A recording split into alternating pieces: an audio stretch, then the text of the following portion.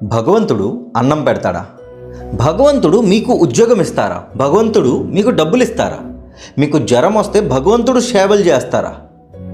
అంతెందుకు, మీకు కష్టం వస్తే, మీ కుటుంబంకి కష్టం వస్తే భగవంతుడు ఆదుకుంటారా?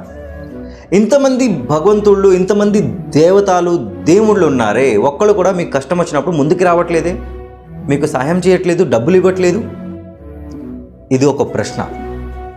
భగవద్గీత చాప్టర్ 10 శ్లోక్ నంబర్ 14 శ్రీకృష్ణుడికి అర్జునుడు చెప్తున్నారు, మాధవ, నేను నిన్ను నమ్ముతున్నాను, నువ్వు ఉన్నావు అని నమ్ముతున్నాను.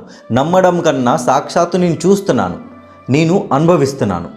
నీ ఒక రూపంని నేను సాక్షాత్తు నా కళ్ళతో చూస్తున్నాను. కానీ ఇది దేవతలు కానీ, దేవుళ్ళు కానీ, అసురుళ్ళు చూడలేరు.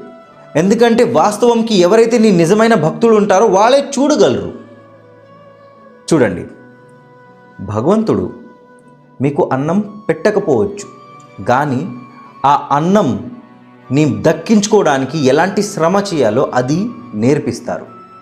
ఉద్యోగం ఇవ్వకపోవచ్చు, కానీ ఒక ఉద్యోగంని ఎలాగ సంపాదించుకోవాలో అది నేర్పుతారు. డబ్బులు ఇవ్వకపోవచ్చు, బట్ ఒక ధర్మం మార్గం నేర్పిస్తారు. మీ చేతిలో ఎప్పుడూ డబ్బులు ఉండేలాగా ఒక మార్గం చెప్తారు. మీ కుటుంబంని ఆదుకోలేకపోవచ్చు, బట్ మీరే మీ కుటుంబంని ఆదుకున్నట్లాగా మీకు తయారు చేస్తారు. మీకు కష్టం వస్తే దేవుడు రాకపోవచ్చు, కానీ మీకు మీరు ఉంటారు. అది దేవుడు నేర్పిస్తున్నారు. చూడండి, దేవుడు నాకు ఇది ఇవ్వు, నాకు అది కావాలి అని అడగట్లేదు. జస్ట్ నీ ప్రేమ నాకు చూపించు, నేను నిన్ను తయారు చేస్తానంటారు. మన ప్రాబ్లమ్స్ని మనమే సాల్వ్ చేసుకోవాలి మిత్రమా. మన జీవితం మన చేతుల్లో ఉంది. దేవుడు ఉన్నారు, వాళ్ళు చూసుకుంటారు. బట్ ఫస్ట్ మనం మన కర్మం చేయాలి, మన ధర్మంని నేర్చుకోవాలి.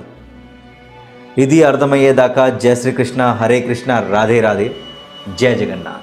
सर्वमेतत्कृतं मन्ये यन्मां वदसि केशव न हि ते भगवन् व्यक्तिं विदुर्देवा न दानवः. అలాగే మీలో ఎవరైతే ఆన్లైన్ క్లాసెస్కి అప్లై చేయాలనుకుంటున్నారో దాని లింక్ బయోలో ఉంది. అలాగే ఒక చిన్న గివ్ అవేలో మీరు పార్టిసిపేట్ చేయొచ్చు. గెలిచిన వాళ్ళకి మొబైల్ అండ్ భగవద్గీత అలాగే క్లాసెస్ ఫ్రీ.